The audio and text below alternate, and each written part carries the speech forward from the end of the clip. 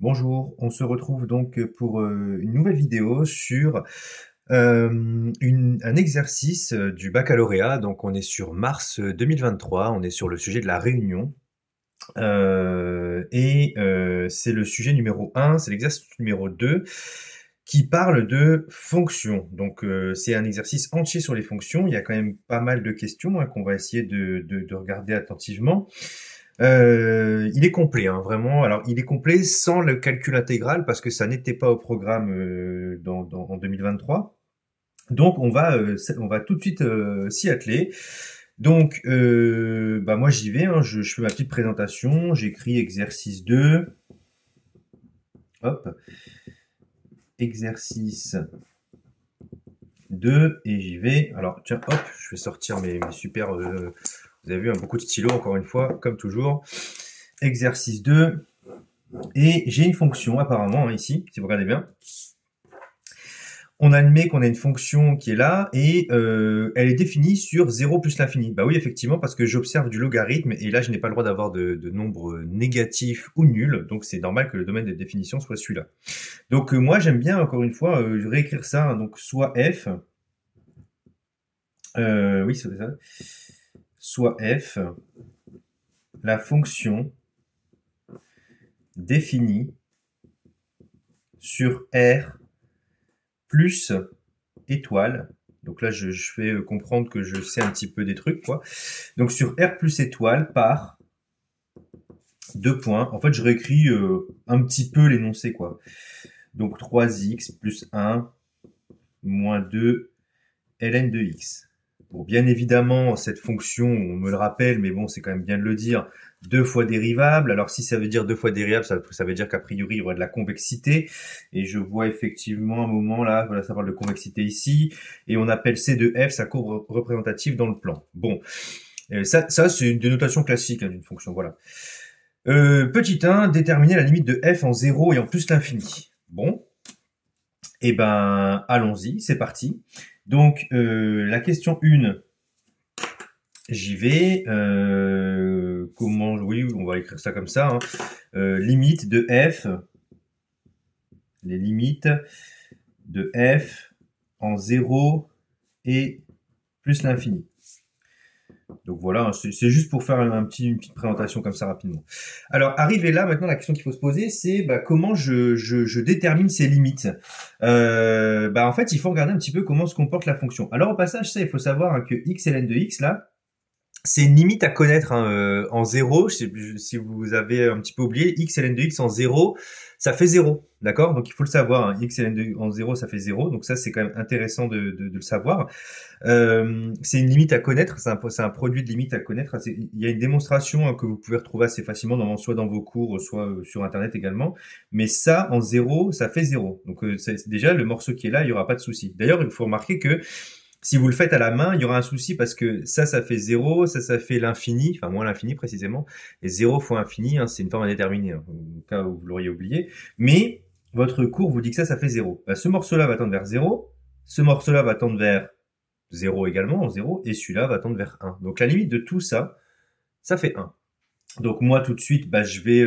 Alors, en général, c'est aussi un truc que je dis aux élèves, que le premier réflexe qu'il faut également avoir quand on a une fonction, c'est de la tracer. Alors, je vais la tracer sur ma calculatrice, mais je me suis rendu compte d'un truc quand je regardais les vidéos, j'avoue que j'ai pas fait attention, c'est qu'en fait, on voit pas l'écran de la calculatrice, ce qui est un peu dommage. Donc, tant pis, vous l'aurez pas. Donc, mais ça prouve qu'en même temps, vous ferez le sujet en même temps que moi. Hein. Donc, si vous le faites en même temps que moi, je vous conseille là de faire ce que je fais, c'est-à-dire que je trace la fonction sur la calculatrice et je vais tenter de vous indiquer ce qu'elle fait en fait cette fonction. Hein. Donc voilà, ln de x, si ça veut bien. Voilà, hop, et je vais tracer le graphique. Et effectivement, quand je m'approche, alors elle fait ça, hein, vous la voyez pas, mais elle fait ça et elle croît et elle décroît. Et en 0, ça tend vers 1. Et ça a l'air de croître vers moins l'infini. Mais ça, vous allez voir qu'on va le démontrer. Mais je voulais indiquer en fait que ça peut nous rassurer quand on a la calculatrice de tracer les fonctions et de se rendre compte qu'effectivement la limite qu'on trouve correspond bien à ce qu'il y a sur la calculatrice. Alors attention, ce n'est pas une réponse, mais au moins ça vous permet de voir si vous avez faux. Parce que si par exemple vous trouvez une limite qui ne vaut pas 1, alors par exemple, je sais pas, vous avez trouvé plus l'infini et que vous vous rendez compte que votre fonction elle tend vers 1, a priori c'est que vous vous êtes planté quoi. Donc ça peut être quand même pratique pour vérifier des calculs.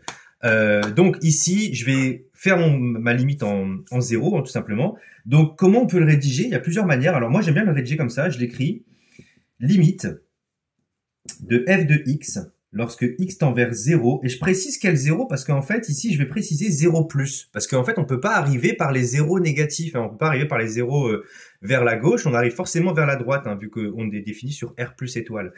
Donc la limite de f de x, bah, ça revient à dire que c'est la limite de tout ce bazar là.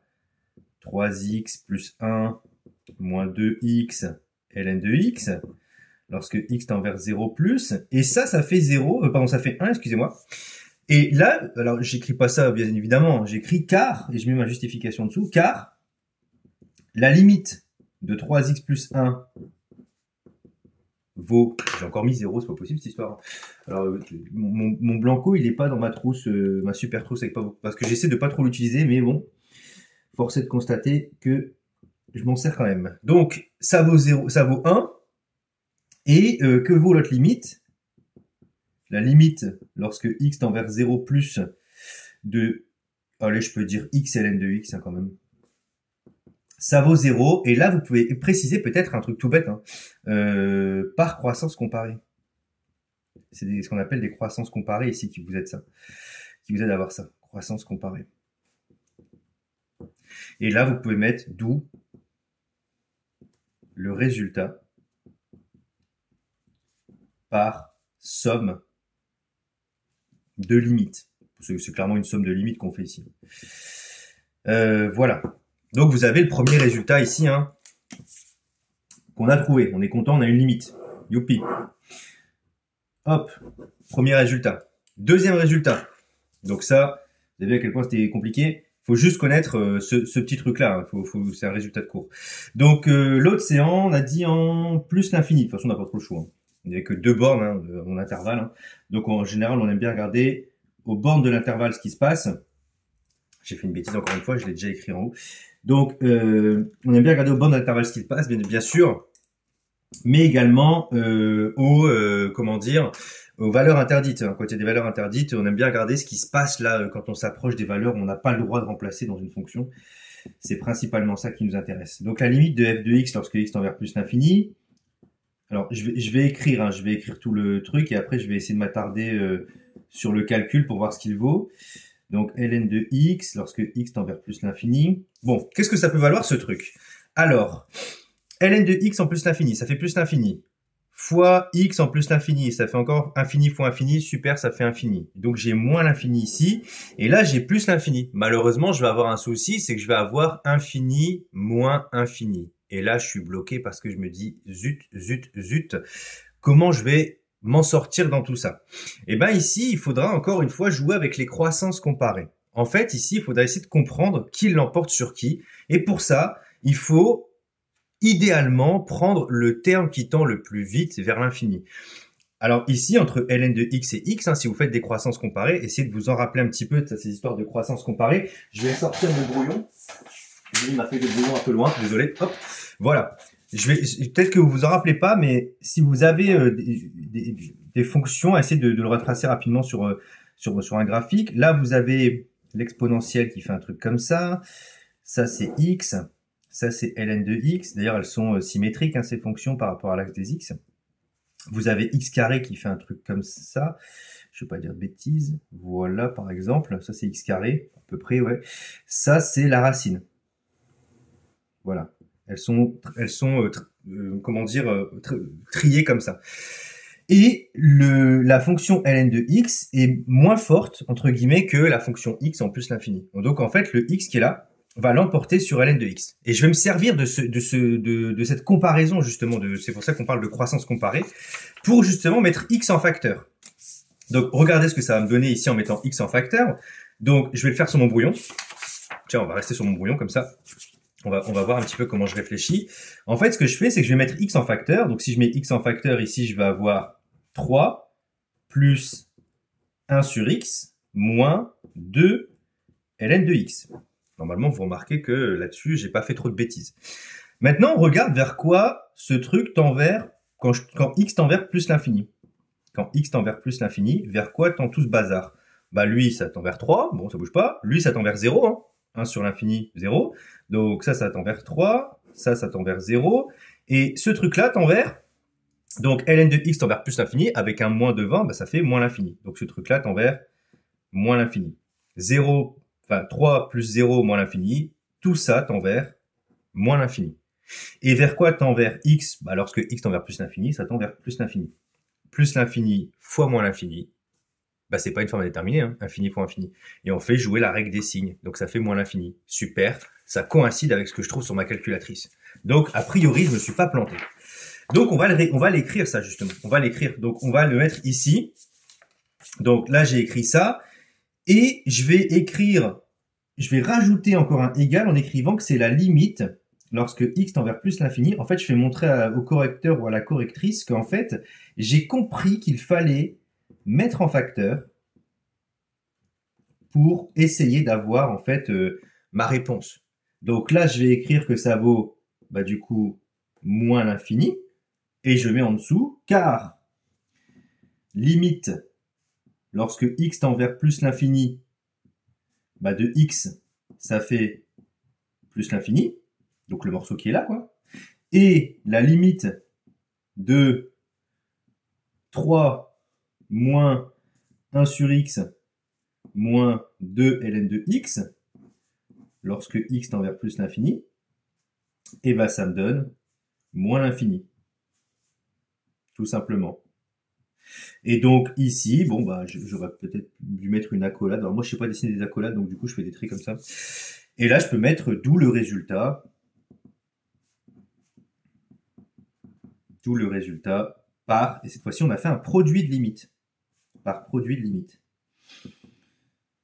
Et voilà comment on démontre proprement en fait hein, les limites de fonction. Alors on aurait pu faire, on peut peut-être faire d'autres méthodes. Hein, on pourrait encore un petit peu parler de croissance comparée. J'ai un peu fait de la croissance comparée, mais on pourrait le faire en direct ici. Enfin, mais je trouve que je pense que c'est bien de le faire une fois comme ça proprement, en disant qu'on met un terme qui tend le plus vite vers plus l'infini et qu'on voit bien ce qui se passe. Hein, en fait, voilà. Ça me paraît être la façon la plus propre de faire, selon moi. Voilà pour la première question. Alors vous avez vu que cette première question, hein, c'est juste un calcul de limite, mais ça nous demande quand même du temps, hein, mine de rien. Ça nous a pris un petit 10 minutes pour le faire, hein, c'est pas rien, vous avez vu. Donc il faut quand même prendre un peu de temps pour bien comprendre tout ça. Alors après j'ai fait des explications mine de rien, mais bon c'est important de bien le rédiger, hein, ce truc-là. Donc la 2A, alors la 2A,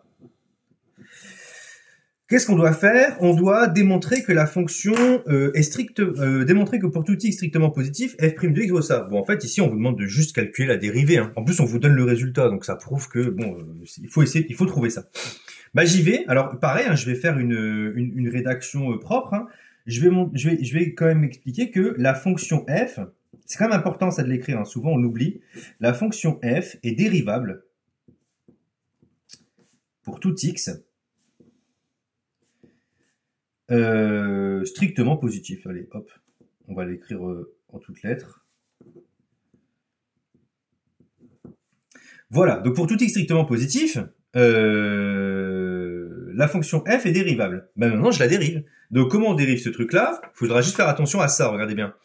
Ici, vous dérivez 3x plus 1, bah ça fait 3. Et attention, ici, c'est un produit de fonction, là. Il va falloir remarquer qu'on a du u et du v, là. Là, c'est u, là, c'est v. D'accord? Donc, je rappelle que le produit d'une fonction, hein, que vous notez uv, quand vous dérivez, c'est u'v plus uv'. Donc, on va le faire de tête. Là. Regardez, vous allez voir à quel point c'est pas compliqué. Donc, donc pour tout x appartenant strictement positif, donc j'y vais. Oui, voilà, donc j'écris pour tout x appartenant à R plus étoile. Et ben f' de x, c'est quoi? C'est 3.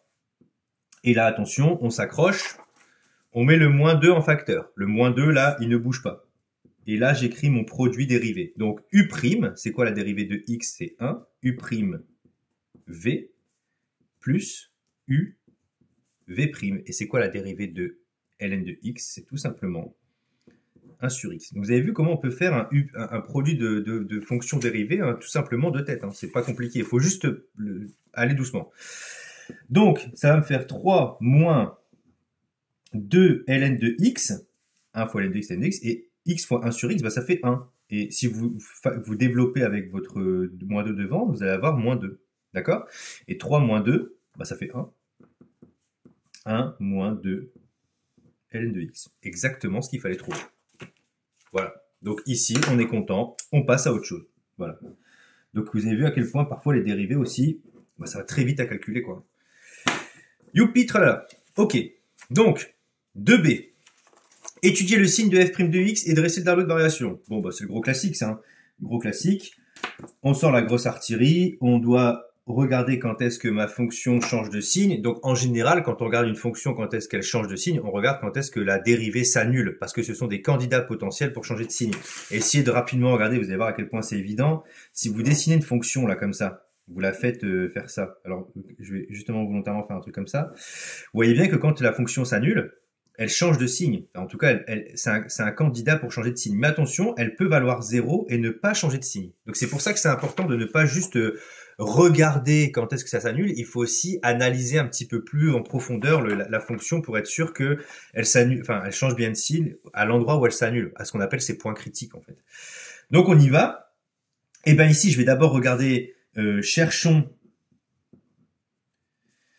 les zéros ou les points critiques, mais moi j'aime bien dire les zéros, de f'. Donc, les zéros de f', qu'est-ce que c'est? Il faut juste résoudre. F' de x égale 0, c'est équivalent à quoi? 1 moins 2 ln de x qui vaut 0, 1 moins 2 ln de x qui vaut 0, c'est ln de x qui vaut 1 demi. Et quand j'ai du ln de x qui vaut 1 demi, qu'est-ce que je peux dire directement? Bah que, en fait, ma solution, c'est exponentielle. J'allais dire exponentielle de x, décidément, moi. Ça va pas du tout, cette histoire.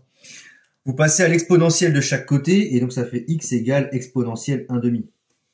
Donc vous trouvez une valeur où ça s'annule. Ça s'annule en exponentielle 1 demi, cette histoire. Et là, vous pouvez me faire confiance. Alors, si vous ne faites pas confiance, vous avez le droit, hein, clairement. Vous êtes d'accord avec moi que, par exemple, ici, si vous prenez ln de 1, ça fait 0. Quand vous prenez x égale 1, ln de 1, ça fait 0. Et 1 moins 2, ln de 1, donc ça va faire 1 moins 2, enfin ça va faire 1 moins 0 en fait simplement. Et vous aurez 1 en fait pour votre dérivée. Donc ça prouve que votre dérivée, elle était positive pour x égale 1. Et après, si vous prenez une valeur assez grande, imaginons, je sais pas moi, 100 000 par exemple, bah 2 fois ln de 100 000, bah ça sera beaucoup plus grand que 1. Donc il y a bien un moment où ça a changé de signe en fait. Donc on voit bien que cette quantité-là, elle change de signe. Il y a bien, et c'est justement en cette valeur-là que ça change de signe. C'est pas une démonstration, mais ça vous permet de comprendre que cette quantité-là, elle n'est pas de signe constant, en fait. Et si vous remarquez que c'est du logarithme, bah, le logarithme change de signe, en fait. Si vous regardez bien, elle fait ça, la fonction logarithme, elle change de signe. Et là, en la multipliant par 2 et en lui faisant un plus 1 quelque part, enfin par moins 2, en fait, vous êtes juste en train de déformer un petit peu la fonction et la déplacer, donc elle aura quand même un changement de signe, en fait. Donc ici, je suis content parce que je peux du coup dire que, eh ben en fait, le signe de ma fonction, c'est quoi? Tout simplement, je vais tracer directement le tableau de variation. Donc, dressons le tableau de variation de f. C'est le tableau de variation de f qu'on veut en fait. Donc bien évidemment, dans le tableau de variation de f, qu'est-ce qu'il me faut? Il faut le signe de f'. Donc je vais écrire x, f' de x et f. Alors moi, souvent, j'aime bien mettre f' de x et f et pas f' de x, f de x. Pourquoi? Parce qu'en fait, il se trouve que là, donc j'ai exponentielle 1 demi, là j'ai 0, là j'ai plus l'infini, et là, attention, valeur interdite ici. D'accord? Valeur interdite. Alors pourquoi en fait j'aime bien mettre un f et pas un f'? Parce qu'en fait ici c'est pas des valeurs qu'on a en fait, c'est des flèches, donc ça donne plutôt un comportement sur f en fait, pas vraiment des valeurs de f. Tandis que là on met bien des valeurs, on dit que ça vaut 0 et on met des signes. Alors pareil, on pourrait se dire oh les signes c'est pas vraiment des valeurs, mais c'est déjà plus une indication de valeur que des flèches quoi. Donc ici, si vous analysez bien en fait votre dérivée, je vous rappelle que vous vous rappelez là pour quand vous preniez 100 000 là, je sais pas quoi, c'était négatif. Donc en fait, c'est négatif après exponentielle 1 demi et c'est positif ici. Donc a priori, j'ai une fonction qui va croître et décroître. Et d'ailleurs, heureusement, parce que c'est ce qu'on avait trouvé à la calculatrice, vous vous rappelez? On avait trouvé que la fonction, elle était croissante et décroissante. Bah, tant mieux, on le retrouve par le calcul, donc c'est super. Et d'ailleurs, au passage, hein, comme vous avez trouvé les limites, bah, vous pouvez les mettre. Ça, c'est 1, et là, c'était moins l'infini. Et on peut peut-être aussi calculer rapidement, allez, f de exponentielle 1/2. Allez, comme ça, on va montrer qu'on sait le faire au correcteur ou à la correctrice. Donc, ça fait 3 exponentielle 1/2, moins 1, moins 2 exponentielle 1/2. Là, je suis en train de regretter mon idée. 1/2. Pardon, exponentielle 1/2. Je me suis fait avoir. Donc, ln d'exponentielle 1/2, bah, il va rester 1/2. Donc, je vais avoir 3 exponentielle 1/2, pardon, moins 1, moins 2 exponentielle 1/2 fois 1/2. Parce que je rappelle que ça fait 1/2. Donc, moins 2 fois 1/2, bah, là, les deux vont se simplifier ici. Et il va me rester 3 exponentielle 1/2 moins exponentielle 1/2. Donc ça va faire 2 exponentielle 1/2 moins 1. Bon, ça va encore. J'ai râlé pour rien là quand même. Donc 2 exponentielle 1/2 moins 1. Et là, on est content parce qu'on a montré que, super, on savait calculer, remplacer une fonction, quoi. Ben voilà, vous avez fini directement les variations. Donc là, c'est votre question, elle est terminée. Alors après, on pourrait faire, il y en a qui font des phrases en disant, bon, la fonction, elle est croissante de tel intervalle à tel intervalle et décroissante. Je sais pas vraiment si c'est important, si le jour du bac, avec plein d'exercices, on a le temps de faire tout ça. Franchement, honnêtement, je pense que ça, c'est très bien. On a compris que vous saviez le faire, quoi. Ah oui, d'ailleurs, j'ai pas fait gaffe, mais c'était marqué. On fera figurer les limites ainsi que la valeur exacte de l'extrémum. Bon, bah, vous voyez, j'ai même pas vu la remarque et je l'ai fait naturellement. Donc, c'est un truc, faites-le naturellement, même si c'est pas indiqué, ça prouve que vous savez le faire. Démontrer que l'équation, donc on a la question 3a, démontrer que l'équation f de x égale 0 admet une unique solution sur 0 plus l'infini, on la notera alpha. Alors là, c'est intéressant de remarquer qu'on vous demande de démontrer que la solution, elle a une unique solution. On vous demande pas de la trouver, la solution. Quand vous avez une question comme ça, peut-être que vous le savez déjà ce qu'il faut faire, mais ce qu'il faut avoir en tête, c'est le théorème des valeurs intermédiaires, qu'on appelle aussi le TVI pour les intimes. Donc, qu'est-ce que vous dit ce théorème des valeurs intermédiaires? Il vous dit, si vous passez d'une valeur à une autre, imaginons, donc, vous passez d'une valeur, allez, imaginons, moins 7 à 3, et ben vous êtes d'accord avec moi que pour passer de moins 7 à 3, de manière continue, vous êtes passé forcément par 0 ici, à un moment. Et ben c'est exactement ce qu'on vous dit de faire ici. On vous demande de vous dire, est-ce qu'à un moment la fonction elle peut passer par 0? Ben je vais regarder mon tableau de variation. Mon tableau de variation, il me dit que je peux passer de 1 à 2 exponentielle 1/2 moins 1. Alors ça, si vous le savez pas, c'est plus grand que 1, ça. D'accord? Vous pouvez vérifier la calculatrice, c'est plus grand que 1. Et de ça à moins l'infini. Et ben vous êtes d'accord avec moi que là, ça c'est une quantité positive, plus grande que 1 d'ailleurs au passage. Elle est plus grande que 1. D'ailleurs, c'est normal que, enfin, parce que si vous êtes croissant, vous êtes forcément plus grand que la valeur 1 qui est là en fait. Hein, okay. Et là, quand vous passez de ça à ça, donc d'une valeur plus grande que 1 à moins l'infini, bah vous passez par 0 ici. Donc la valeur que vous cherchez ici, bah, la valeur de f de x égale 0, c'est pour un x qui est bien entre là et là. Et donc ça, il va falloir le dire, en fait, maintenant l'écrire, hein, tout simplement. De dire que la solution elle n'est pas là, mais elle se situe là. Et il n'y en a qu'une seule. Donc d'ailleurs, c'est pas vraiment le théorème des valeurs intermédiaires, c'est ce qu'on appelle son corollaire. Le corollaire du théorème des valeurs intermédiaires, ou alors plutôt le théorème de la bijection. C'est le même nom en fait, hein, c'est pareil, c'est pour dire qu'il n'y a qu'une seule valeur en fait. Quand on cherche l'unicité, il n'y a qu'une seule valeur. Le théorème des valeurs intermédiaires vous dit que il peut y en avoir plusieurs, mais si vous en cherchez une unique, c'est qu'en fait vous utilisez un théorème particulier qui s'appelle le théorème de la bijection. Donc on y va, ici on va dire que il n'y a pas de solution ici parce qu'on passe par entre 1 et un nombre plus grand que 1. Donc ça passe pas par 0 ici. Donc déjà ça on va l'écrire. Dans l'intervalle, 0, oh, j'ai encore fait une bêtise avec ce 0 là, décidément, on ne prend pas le 0, valeur interdite, 0 exponentielle 1/2, la fonction f,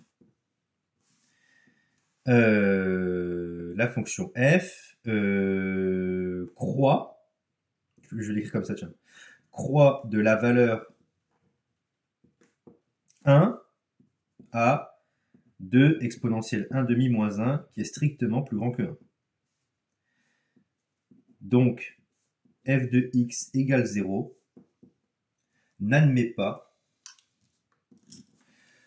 décidément en ce moment-là, n'admet pas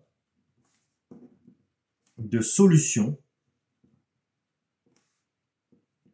sur l'intervalle, donc 0 exponentielle 1/2. D'accord? Donc ça, c'est tout bête, hein, il n'y a pas de solution là-dessus. Bon, ok, très bien. Donc ça, on a dit un premier truc. Maintenant, on y va. Donc, dans l'intervalle, regardez à quel point c'est facile. Dans l'intervalle exponentielle 1/2 plus l'infini,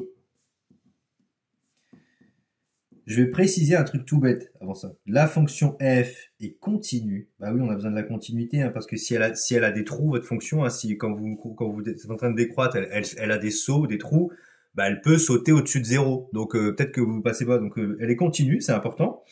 Elle est continue. Qu'est-ce qu'on a d'autre? Elle est continue, oui c'est ça. Strictement décroissante.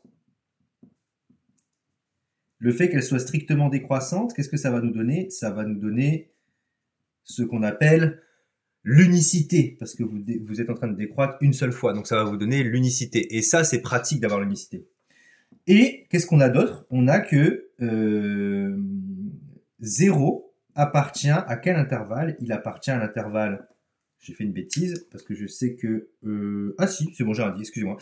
Oui, voilà, j'ai dit une bêtise. Il appartient à l'intervalle moins l'infini et 2 exponentielle 1/2 moins 1. Et regardez ce que je vais écrire en dessous de cet intervalle. Je vais montrer au correcteur ou à la correctrice qu'en fait, ces bornes-là, ce sont les images. Ça, c'est la limite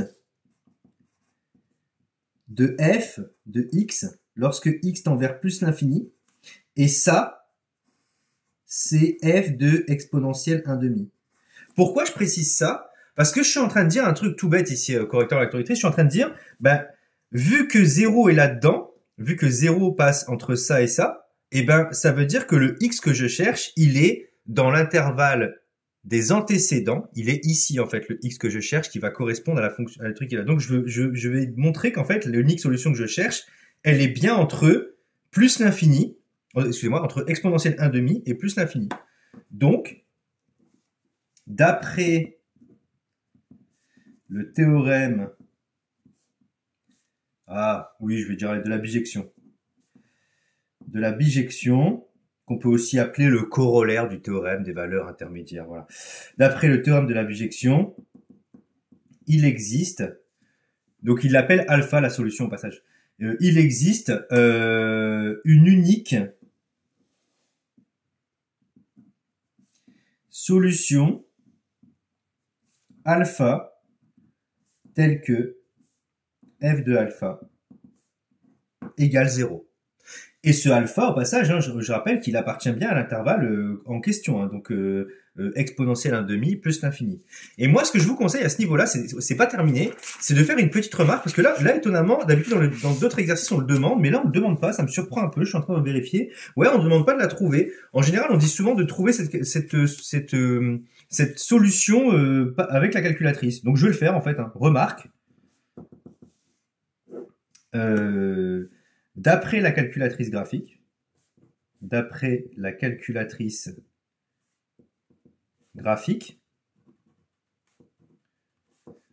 on trouve alpha égale, alors je vais le faire rapidement, alors vous voyez pas, désolé, je vais donc, dans la Numorx, il y a un truc qui s'appelle calcul, hein, pour trouver justement ce genre de truc, je peux lui demander de rechercher un 0, et moi il me trouve, donc vous pourrez tester, hein, normalement vous devriez trouver 4,957, voilà, approximativement. Donc c'est presque à 5, on va dire. C'est pas bien de dire ça, mais bon, on va dire que c'est presque à 5. Donc, 3b. Bon, on a fini cette question-là, vous avez vu? Tout simplement un tout petit théorème, 2 trucs à faire, et c'est terminé. Voilà. Avec pas grand-chose, on peut l'avoir ce bac. Et bien maintenant, en déduire le signe de la fonction f. Bon, voilà, alors là, c'est vraiment cadeau cette question. Pourquoi? Parce que regardez, vous avez trouvé à quel endroit s'annule votre fonction. Donc ça veut dire, regardez, ici vous allez de 1 à 2 exponentielles, bah, c'est positif. Puis là, vous arrivez à 0, parce que ça passe par 0. Donc c'est en alpha, ici. En alpha, ça vaut 0. Et après, c'est négatif. Bah, vous l'avez, votre signe de la fonction. Entre 0 et alpha, c'est positif. Entre alpha et plus infini, négatif. Tout simplement. Donc ici, je vais mettre dressons, voilà, je vais mettre ça, dressons un tableau de signes. Je pourrais faire une phrase, mais bon, je vais le faire sous forme d'un tableau de signes. Dressons un tableau de signes de f. Pourquoi j'aime bien faire un tableau de signes? Parce qu'en fait, je trouve que c'est plus synthétique. Je sais pas ce que vous en pensez, vous avez le droit de pas être d'accord, hein. Mais je trouve que c'est plus synthétique, en fait. Donc, x, on est à 0, on avait alpha, j'ai dit, et plus l'infini. Et donc, j'y vais, hein, pour mon tableau de signes. Et donc, je vais mettre f de x. Attention, c'est pas f', hein, c'est f de x, hein. Donc, hop, ici. Là, ça n'a pas changé, il y a toujours une valeur interdite. Là, ça s'annule ici. Et là, on a plus, moins. Voilà, tableau de signes, tout fait, terminé. 3B, on est passé à autre chose. Voilà comment on... Vous avez vu, on a déjà fait toute cette partie-là, là. Et en gros, ça nous a pris à peu près une trentaine de minutes de faire tout ça. D'accord? Donc, on avance, hein. Là, on est à la question 4. On essaie de pas non plus trop perdre de temps, hein, même si on est très heureux d'avancer dans ce sujet de bac. On essaie de s'enivrer un petit peu de cette lancée, on avance. Donc, question 4, qu'est-ce qu'elle me dit? Waouh. Alors, on considère une primitive quelconque de f. On la note grand F. Bon, c'est souvent la notation des primitives. Donc, je rappelle qu'une primitive, hein, c'est l'opération inverse de l'opération inverse. Je devrais pas dire ça. C'est l'opération, même réciproque, c'est pas le bon terme.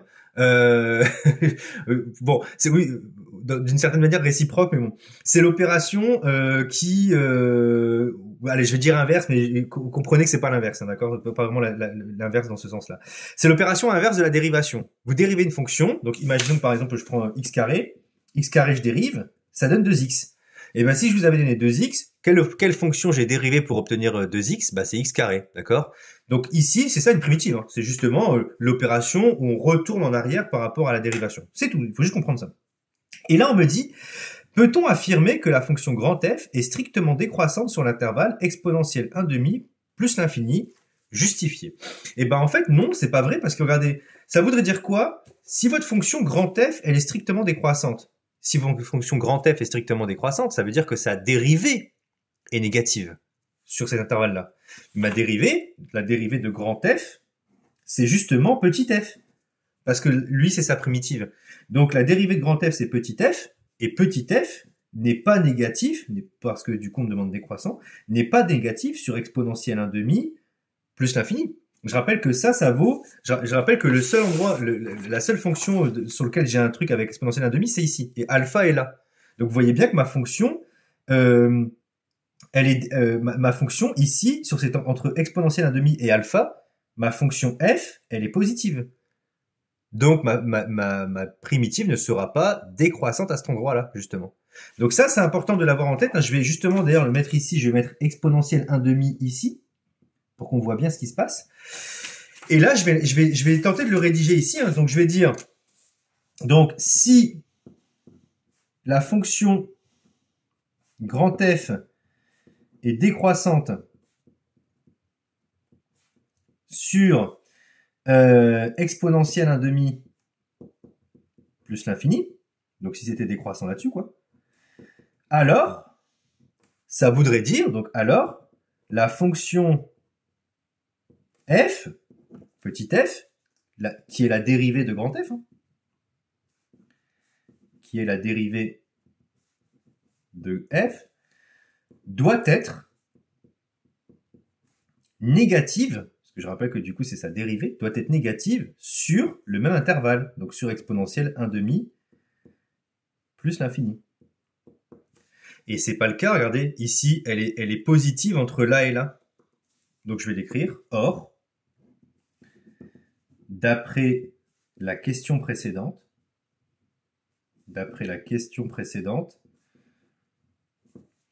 f est positive, je vais m'écrire f' de x, est positif pour tout x appartenant à exponentielle 1/2 alpha. Je peux même prendre alpha. Donc c'est faux. Voilà, donc ici je peux dire donc la fonction f, donc la fonction grand F, n'est pas strictement décroissante sur l'intervalle exponentielle 1/2 plus l'infini. Voilà. Donc là, c'est un peu bizarre comme réponse, j'ai envie de dire, ou comme enfin, comme chose à démontrer. C'est pas des choses où on a l'habitude de le faire, parce que c'est pas un peu de l'application, mais c'est justement ça qui est intéressant, c'est la partie réflexion, en fait. Quelle réflexion on a à ce moment-là, c'est vraiment important. La 5, alors c'est même la 5A ici, je suis en train de regarder un petit peu, voilà, la 5A. 5A, que nous dit la 5A? La 5A, elle nous dit étudier la convexité de la fonction f. Alors normalement, il y a peut-être quelque chose qui tilte en vous si vous avez déjà fait de la convexité. Convexité, qu'est-ce qu'il faut faire? Il faut dériver 2 fois la fonction. Quand on dérive 2 fois la fonction, il faut savoir un truc tout bête. Si f' de seconde de x est positif, ça veut dire que votre fonction est convexe. Si f' de x est négatif, ça veut dire que votre fonction est concave. Alors au passage, moi quand j'ai dessiné ma fonction graphiquement là sur ma calculatrice, ça ressemblait à un truc comme ça. Donc a priori, si vous dessinez, je rappelle que donc ça c'est concave, hein, si jamais vous ne savez pas, convexe c'est plutôt dans l'autre sens. Et si vous dessinez des tangentes, les tangentes là, elles sont comme ça, elles sont au-dessus. Et donc ça c'est une propriété des fonctions concaves, c'est que les tangentes sont au-dessus en fait. Voilà. Donc ici, on va étudier la convexité. Alors souvent on dit étudier la convexité, mais ça veut pas dire que c'est convexe. Hein. Ça peut être concave justement. Étudier la convexité, c'est juste un truc pour dire convexe ou concave. Donc on y va. Pour étudier la convexité de f, étudions étudions f seconde de x. Je devrais dire le signe de f seconde de x, mais bon, je pense que à ce niveau-là de la copie, on en comprend. Donc j'y vais. F seconde de x, qu'est-ce que c'est? Je rappelle que la fonction, elle est 2 fois dérivable, on l'a précisé. Alors, je devrais peut-être le redire, mais bon. Je pense que comme on a bien rédigé la première fois que c'était une fois dérivable, voilà. Ou sinon, vous pouvez le remettre, hein, c'est pas gênant. Si vous sentez que vous avez un peu de temps, vous pouvez le remettre. C'est 2 fois dérivable. Donc, je dois encore dériver ma fonction. Je rappelle que la fonction dérivée, elle était là. Hein. La fonction dérivée, elle était ici. J'ai juste à dériver ça, une deuxième fois. Donc, c'est quoi la dérivée de ça? C'est moins 2 sur x, tout simplement. D'accord? Et c'est quoi le signe de moins 2 sur x? C'est toujours positif. Je dis une bêtise, pardon. C'est toujours négatif. En fait, je me suis fait avoir par le truc d'après, il faut dire pourquoi. C'est toujours négatif, car, en fait, x appartient à r plus étoile. C'est lui qui est positif, en fait. Je me suis fait avoir par ça. Comme x est toujours positif, je rappelle que x, on peut le prendre que dans r plus étoile. X est toujours positif. Donc, un truc positif au numérateur, strictement positif au numérateur, avec un moins 2 au dénominateur, là. Je vais y arriver. Un x toujours positif au dénominateur et un moins 2 au numérateur, ça sera toujours négatif, quoi. Donc, tout simplement, la fonction f est concave pour tout x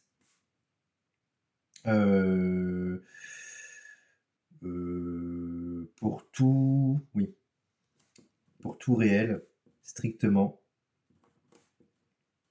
positif. Voilà. Et c'est terminé. Vous avez vu à quel point c'est compliqué cette histoire? Voilà. Tout simple. Question suivante. Regardez, quelle est la position de la courbe CF par rapport à ses tangentes? Je l'ai mis dans mon brouillon sans voir la question d'après. Bon, vous avez vu, il faut sortir du cours là en fait. Donc ici, on a juste à indiquer quoi? Comme la fonction f est concave, la courbe CF est en dessous, elle est en dessous, hein, est en dessous de ses tangentes. Oh là là, c'est cadeau ça, c'est du cours, c'est que du cours. Donc ici, la courbe CF est en dessous de ses tangentes. Et voilà, on a fini. Trop bien, trop bien, trop bien. On avance, on avance, on avance. Et c'est super, vous avez vu, on avance quand même assez vite. Hein, là, c'est vraiment top. Hein. Donc la 5B, qu'est-ce que c'est? La 5B, j'écris 5B. J'ai vu le mot tangente rapidement là. Oh là là là là là là. C'est une question, pardon, niveau première sur les fonctions. Une équation de tangente. Équation de tangente, vu qu'on a appris la formule par cœur, on sait que c'est quoi? On sait que c'est y, égale f' de a, x moins a, plus f de a. Et a, c'est l'abscisse du point où je fais ma tangente. Donc c'est l'endroit où je fais ma tangente. Et là, on me dit que c'est au point d'abscisse 1. Donc ça veut dire que a vaut 1. Et je les connais là, f' et f et tout. Donc ça va aller très très vite toute cette histoire-là. Donc ici, bah, je vais écrire tout simplement l'équation de la tangente, donc il l'appelle t, hein, de la tangente t à la courbe CF au point, donc là je suis en train de réécrire la question, quoi, au point d'abscisse 1 et 2 points, t 2 points égale f' de 1 x moins 1 plus f de 1. Et maintenant on remplace. F' de 1 c'était quoi? F' de x c'est là, je remplace en 1. Youpi ça fait 0.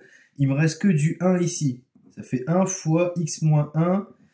Et f de 1 c'est quoi? Il faut remplacer par 1 là-dedans. Super, je mets du 1 ici, ça dégage tout ça là. Et il me reste 3 fois 1, ça fait 3. Plus 1, ça fait 4. Hop là, ça fait 4 ici. Donc j'obtiens x moins 1 plus 4 en développant. Et moins 1 plus 4, oulala c'est dur, attention, ça fait x plus 3. Mais moi je suis galéré là. Ça m'arrive. Bon, ok, je crois que c'est l'enthousiasme. Et l'heure aussi. Donc, on y va. Hop, équation de la tangente, c'est trouvé. Alors moi, quand je fais un truc comme ça, je vais quand même vérifier un petit peu en fait. Je me dis bon là, je suis un peu euphorique tout ça, toujours quand je fais des maths, et je vais quand même vérifier que je dis pas de bêtises. Donc je vais tracer la fonction que je viens de trouver là pour voir si effectivement elle est bien tangente au point 1. Ça peut être quand même important de le vérifier. Ouais, moi je trouve bien un truc tangent au point 1. Donc j'ai un truc qui fait ça et quelque chose qui fait ça. C'est vraiment, ça se voit parfaitement. C'est assez incroyable à regarder. Donc ça prouve qu'a priori j'ai pas écrit n'importe quoi. Bon, je vous confirme c'est pas le cas, mais faites-le quand même. Quand vous trouvez ça, vérifiez que c'est bien tangent au point en question. Parfois vous pouvez vous tromper en développant mal quelque chose. Ça peut arriver quoi. Donc faites toujours ça, c'est important. Bon. Bah youpi tralala. Vous avez vu, là, on a pratiquement fini l'exercice. Il reste juste une question, la question 5C, et on a à peu près mis 40 minutes là pour faire tout ça. Hein. Donc, on est pratiquement sur une heure pour un sujet, pour un exercice de fonction qui, pour moi, est une durée assez normale, on va dire, pour un élève. Et j'y vais pour ma dernière question, la 5C. Vous avez vu aussi, hein, alors, allez, comme je sais que je vais faire que 4 copies, 1 sur 4.